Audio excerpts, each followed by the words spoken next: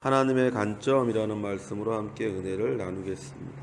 오늘 읽은 성경 말씀은 사울이 하나님이 사무엘을 통해 명령하신 아말렉을 멸하라는 말씀에 불순종함으로 버려지고 다윗이 이스라엘의 왕으로 기름 부음을 받는 이야기입니다.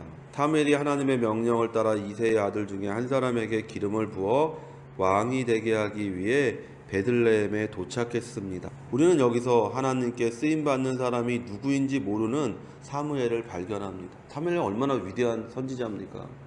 우리가 이스라엘의 위대한 율법 수호자로서의 모세를 얘기하고 이렇게 시대를 대표하는 한 사람이 있죠. 그 다음에 다윗이 이스라엘 왕조를 대표하는 사람이고, 또 히스기야가 이스라엘의 부흥기를 이끈 사람이고, 이런 식으로 어떤 시대를 대표하는 사람이라면 사사시대와 왕정시대 중간에서 그 시대를 대표하던 사람이 우리가 사무엘이라고 할 수 있죠. 얼마나 많은 능력이 있는 사람입니까?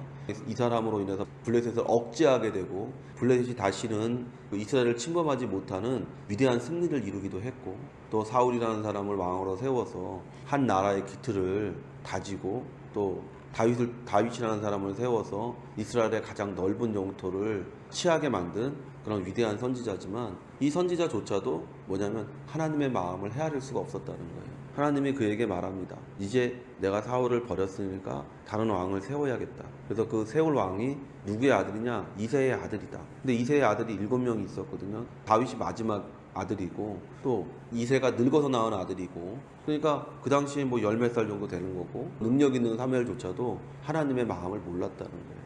하물며 우리같이 이렇게 그런 사무엘과 같은 능력이 없는 사람이 하나님의 뜻을 어떻게 알 수가 있겠습니까? 그러니까 자꾸 원망하고 불평하는 거예요. 하나님의 뜻을 알지 못하는 사람의 첫 번째 모습은 원망하고 불평하는 거예요. 하나님의 뜻을 알면 원망하고 불평하지 않게 되죠. 하나님이 이렇게 하실 거라는 걸 아니까. 그래서 사람들이 에이, 내가 옛날에 이럴 줄 알았으면 그때 뭘 할 걸, 그렇게 얘기하잖아요. 이렇게 그때 내가 이 나이가 돼서 보니까 그때 내가 참 바보 같았구나, 그때 참 내가 잘못된 선택을 했었구나 라고 말하는 이유가 뭡니까? 바로 그것이죠. 조차도 하나님의 뜻을 몰랐어요. 하나님의 사랑이신 성도 여러분, 우리 중 누가 진정으로 하나님을 섬기고 누가 겉으로만 하나님을 섬기는지 알 수 있는 사람은 아무도 없어요.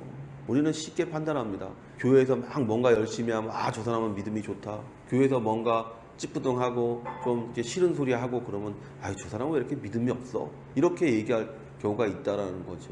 그러나 성경은 우리에게 누가 믿음이 있는지 없는지를 본 모습이나 그 사람이 말하는 것을 통해서 알 수 있다고 말하지 않습니다.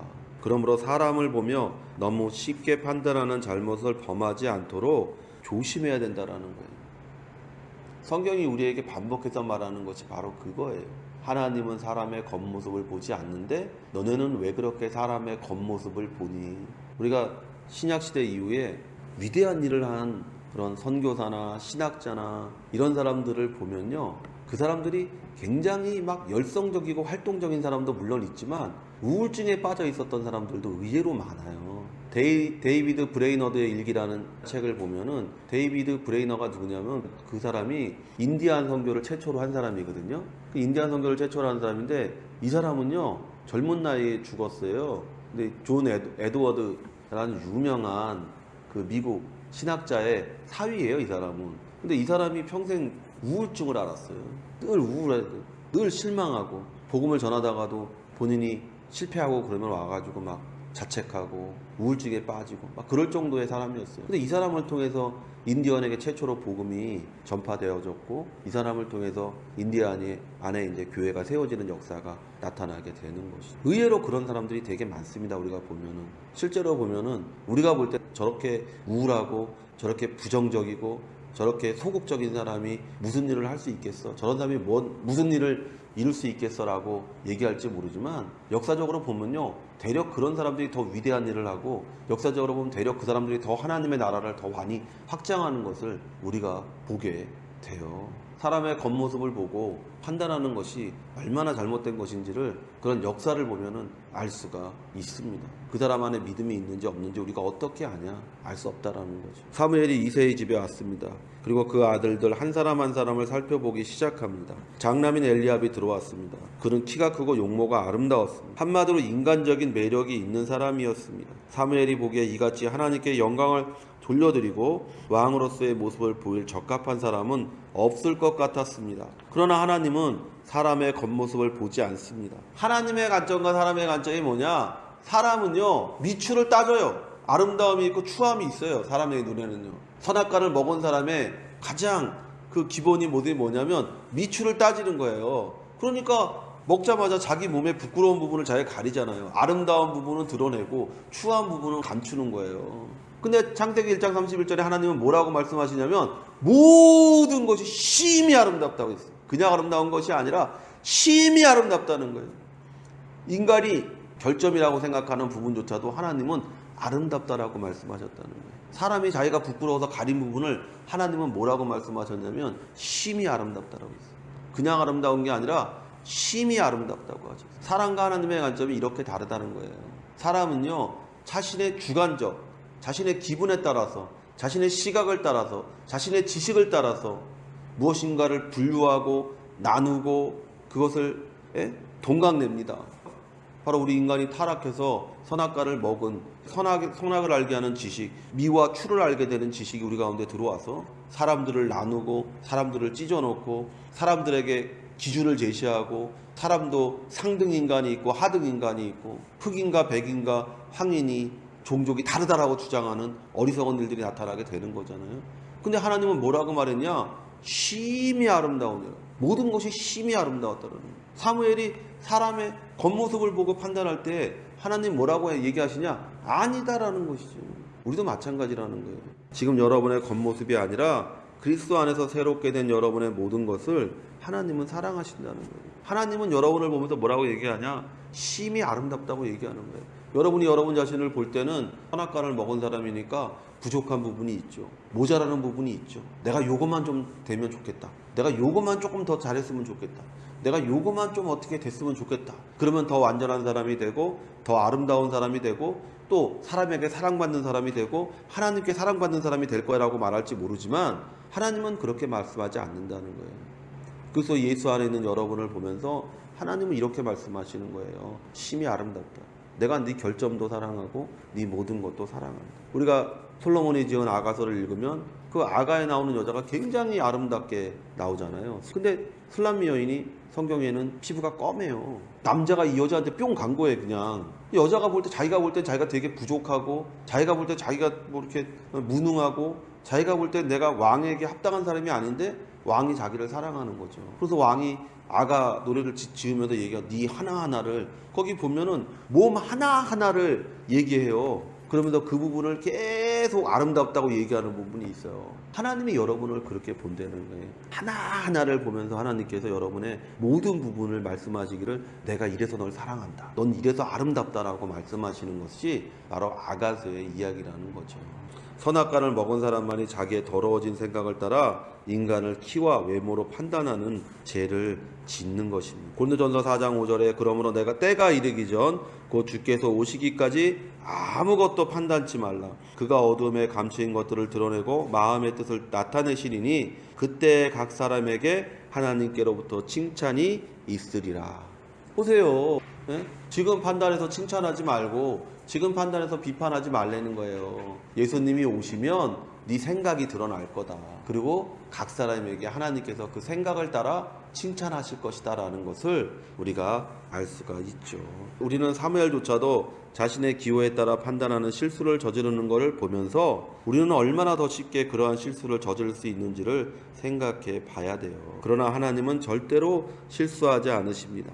사무엘상 16장 7절에 야훼께서 사무엘에게 이르시되 그 용모하신 장을 보지 말라. 내가 이미 그를 버렸노라. 나의 보는 것은 사람과 같지 아니하니 사람은 외모를 보거니와 나 야훼는 중심을 보느니라. 하나님은 사람의 마음의 중심을 보고 계십니다. 그러므로 엘리압은 하나님께 버림받고 다윗은 선택받아 하나님께 이스라엘 왕으로 쓰임을 받게 됩니다. 이 이야기의 결론은요, 사무엘상 17장에서 만나게 됩니다. 바로 그 유명한 골리앗과의 싸움입니다. 골리앗과의 싸움에서 우리는 두 사람의 마음이 어디에 있는지를 분명히 알게 됩니다. 평상시에 엘리압과 다윗의 모습에서 우리는 그들 마음의 중심을 아는 것은 굉장히 어렵습니다. 그러나 문제와 환난이 오면 마음의 중심이 무엇에 있었는지를 우리는 분명히 알게 됩니다. 환난과 어려움이 오면 우리의 마음이 정말 하나님을 붙잡고 있는지, 하나님의 생각과 우리의 생각을 일치시키고 있는지를 알 수가 있는 것이죠. 사무엘상 17절에서 이스라엘은 굉장한 위기를 맞습니다. 블레셋과의 전쟁이 벌어졌습니다. 그 전쟁에 이새의 아들 3명이 소집되어 전쟁에 나갔습니다. 엘리압도 그 전쟁에 나갔습니다.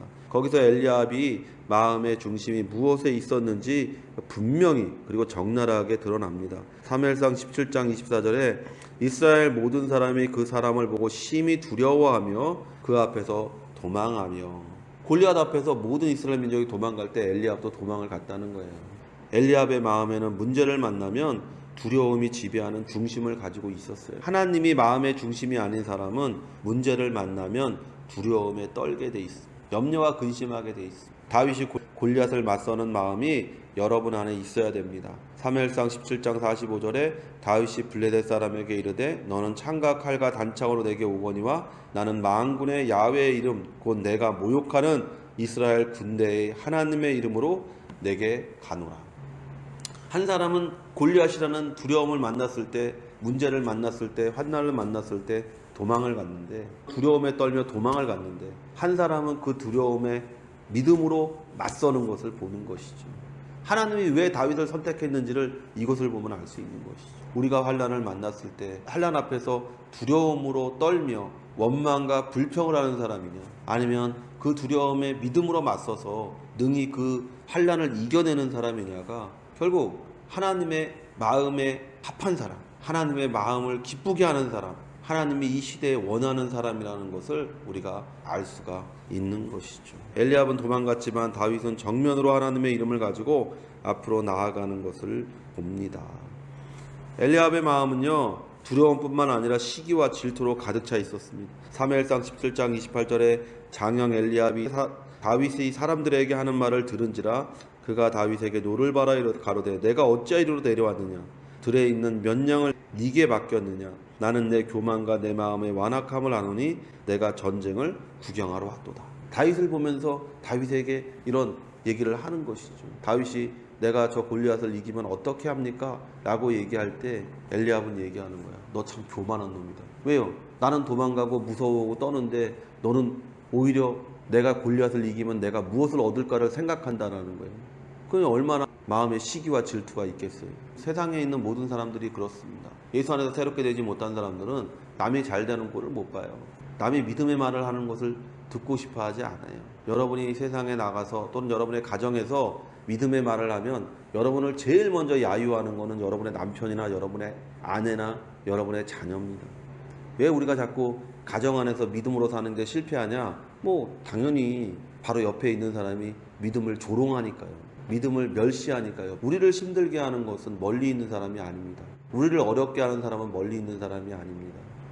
우리 바로 옆에서 우리의 믿음을 이해하지 못하는 사람, 우리 바로 옆에서 우리보다 믿음이 연약하기 때문에 우리를 시기하고 질투하는 사람들 때문에 우리가 그것에 잘못 반응하면 우리는 넘어지고 우리는 쓰러지게 됩니다. 다윗은 어떻게 했습니까? 그 형을 피해버렸어요. 그냥 네가 그러든지 말든지 피해버렸어요. 그리고 믿음을 가지고 골리앗에게 나가서 골리앗을 쓰러뜨리는 것을 봅니다. 그 이후에 그 형의 이야기가 성경에 나오지 않습니다. 우리가 하나님 앞에 기록되어지려면 다윗과 같은 마음을 가져야 돼요. 다윗과 같은 생각을 가지고 살아야 돼요. 지금 엘리압은 골리앗에게 가진 두려움을 다윗에게 화풀이하고 있습니다. 많은 사람들이 문제와 어려움을 만나면 동일한 잘못을 저질러요. 출애굽한 이스라엘 민족이 광야에서 문제를 만날 때마다 항상 모세와 아론을 원망했다고 성경은 기록하고 있습니다. 문제를 만나면 두려움이 생겨요. 두려움이 생기면 누군가를 탓해요. 사람은 그렇습니다. 환경을 탓해요. 또는 사람을 탓해요. 너 때문에 누구 말 듣고 이렇게 해서 항상 결정은 자기가 한 겁니다. 남 탈 필요가 없어요. 내가 저 남자를 만나서 고생하는 게 아니라 저 남자를 만나서 내가 믿음으로 살지 못했기 때문에 저 남자가 저렇게 된 거예요. 그러나 다윗의 시편을 통해 우리는 다윗의 마음을 읽을 수 있어요. 기도하며 하나님의 구원을 기다리는 마음. 다윗은요, 환난과 어려움을 만나면 하나님 앞에 솔직히 얘기해요. 하나님 너무 힘들어요. 내가 왜 이 고생을 해야 됩니까? 그러다가 하나님의 마음을 깨닫습니다. 그게 믿음이에요. 하나님의 마음을 깨닫는 게 믿음이죠. 그러고 나서 어떻게 합니까? 다시금 기도하고, 그리고 다시금 회복되어져서 그 믿음으로 세상을 이기는 것을 우리가 보게 되는 것이죠. 성도 여러분, 여러분도 예수 안에서 이런 마음을 가져야 돼요. 그러므로 다윗은 마침내 큰 복을 누리는 사람이 되었습니다. 우리도 예수 안에서 회복된 사람으로서 동일하게 살아야죠. 다윗과 같은 마음을 가져야죠. 그래서 다윗을 뭐라고 했어요? 하나님의 마음에 합한 자다 얘기하잖아요. 그가 위대한 일을 했기 때문에 하나님의 마음에 합한 것이 아니라 하나님이 원하는 것이 무엇인 줄 알고 살았기 때문이라는 거예요. 하나님이 우리에게 원하는 것이 어떤 삶입니까? 우리가 이 땅을 살아가면서 어려움과 환난과 문제를 만날 때마다 하나님은 우리가 믿음으로 그것을 이기기 원하신다는 거예요. 우리가 믿음으로 이길 때마다 하나님은 우리에게 말씀하십니다. 네가 내 마음에 합한 자다. 마침내 주님의 나라에 이를 때까지 우리가 이와 같은 믿음, 또 이와 같은 마음, 또 이와 같은 삶을 사는 여러분 되시기를 예수의 이름으로 축원을 드립니다.